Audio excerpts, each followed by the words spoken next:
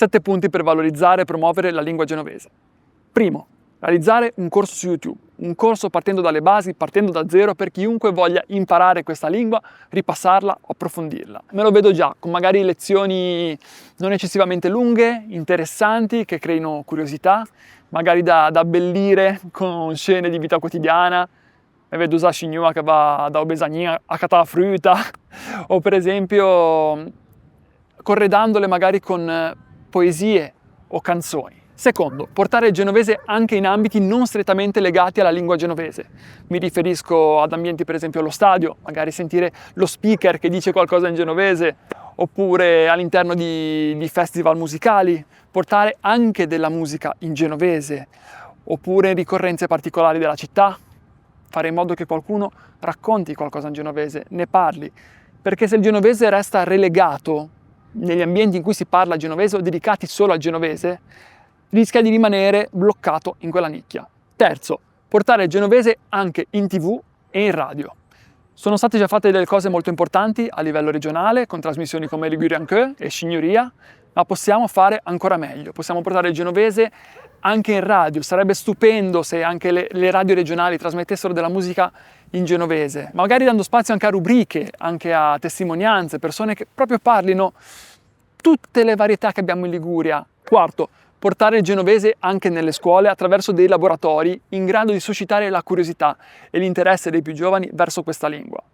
Fare dei corsi veri e propri non è una cosa così semplice da realizzare, ma noi dobbiamo fare sì che i ragazzi e le ragazze proprio abbiano occasione di avere il genovese in te wege, fai in modo che arrivi ai wege, dando degli strumenti poi per approfondirlo, suscitando curiosità, interesse. Magari poi saranno loro allora a cercarsi il corso su YouTube, le canzoni, in modo che si crei un circolo virtuoso per imparare questa lingua e diffonderla il più possibile. Quinto, realizzare un festival dedicato alla lingua e alla cultura genovese a Genova. Io me lo vedo già, con gli stand gastronomici, con tutte le nostre prelibatezze e magari poi anche delle commedie teatrali in genovese, dei concerti, della musica, delle poesie. Non mi sembra una cosa irrealizzabile, ma bisogna crederci. D'altronde l'hanno realizzata in altri posti, per esempio a Campomorone fanno il GSMU Festival, lo fanno da 6 anni. Ma qualcuno che lo organizza lo conosco anche, ma voglio dire, a Genova mancano le risorse per fare un evento di questo tipo. Sesto, individuare un luogo fisico dedicato alla lingua e alla cultura genovese. Un luogo nel quale sia i cittadini che anche i turisti possano accedere e trovare informazioni sulla storia della città, sulla lingua, avere occasione di ascoltare questa lingua, sia con le persone che magari sono lì in loco, sia ascoltando testimonianze, trovando informazioni sulla città. Sono riusciti a fare una cosa di questo tipo i tabarchini a Calasetta, grazie all'associazione Raige, e quindi quando tu entri in questo luogo dedicato alla cultura tabarchina hai proprio l'occasione di conoscere la storia di questo popolo, di questi tabarchini, e anche attraverso le testimonianze in lingua. Io credo che una cosa del genere a Genova sarebbe eccezionale e diventerebbe un'attrattiva sia per i turisti che per i cittadini, di cui andare orgogliosi. Settimo, uscire dalla mentalità distruttiva, quella mentalità che fa dire non parlaci nessuno, è destinato a morire. No, bisogna uscire da questa mentalità, anche perché non porta a niente, porta solo a deprimersi. Così come è inutile mortificare quelle persone che provano a parlare il genovese, che magari lo parlano anche bene, magari a volte gli scappa una parola non detta bene, e però a cosa serve mortificarli?